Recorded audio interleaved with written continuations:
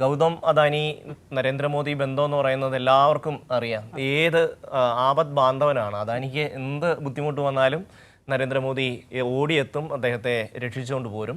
ഇപ്പോൾ അത്തരത്തിലൊരു കഥയാണ് ഇപ്പോൾ വാഷിംഗ്ടൺ പോസ്റ്റ് പുറത്തുവിട്ടിരിക്കുന്നത്. അതെ, പൊതുമേഖലാ സ്ഥാപനങ്ങളെ ഉപയോഗിച്ച് ഗൗതം അദാനിയെ സംരക്ഷിക്കാൻ ശ്രമിക്കുന്ന കേന്ദ്ര സർക്കാരിന്റെ പദ്ധതികളാണ് വാഷിംഗ്ടൺ പോസ്റ്റിന്റെ റിപ്പോർട്ട്. ഷമി പറഞ്ഞതുപോലെ ഇത് വിശദമായി തന്നെ വരുന്നുണ്ട്. അദാനിയുടെ നിയന്ത്രണങ്ങളിലുള്ള കമ്പനികളിൽ LICയെ കൊണ്ട് നിക്ഷേപം നടത്താനാണ് നിലവിലെ പദ്ധതി.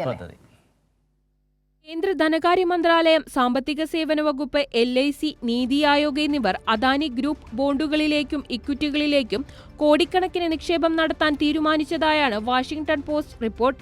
അദാനിയുടെ നിയന്ത്രണത്തിലുള്ള കമ്പനികളിൽ LICയെ കൊണ്ട് 3.5 ലക്ഷം കോടി രൂപ നിക്ഷേപിപ്പിക്കാനാണ് മോദി സർക്കാരിന്റെ പദ്ധതി.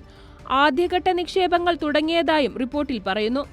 മുൻവർഷത്തെ അപേക്ഷിച്ച് അദാനി ഗ്രൂപ്പിന്റെ കടബാധ്യതയിൽ 20% വർധനവാണ് ഉണ്ടായിട്ടുള്ളത്.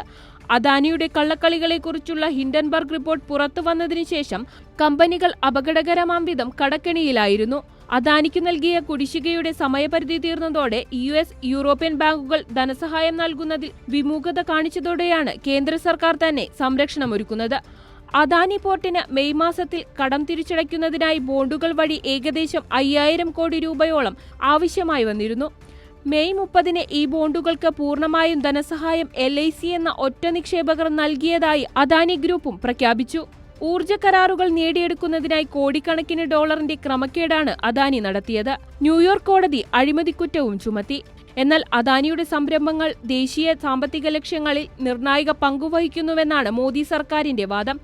ഏകദേശം 3.5 ലക്ഷം കോടി രൂപ വരുന്ന ബോണ്ട് നിക്ഷേപങ്ങളിൽ ഭൂരിഭാഗവും അദാനി ഗ്രൂപ്പിന്റെ 2 ഉപസ്ഥാപനങ്ങളിലേക്ക് വിഭജിച്ചു നൽകാനാണ് ഇന്ത്യൻ ധനമന്ത്രാലയം LICക്കു നൽകിയ നിർദ്ദേശം.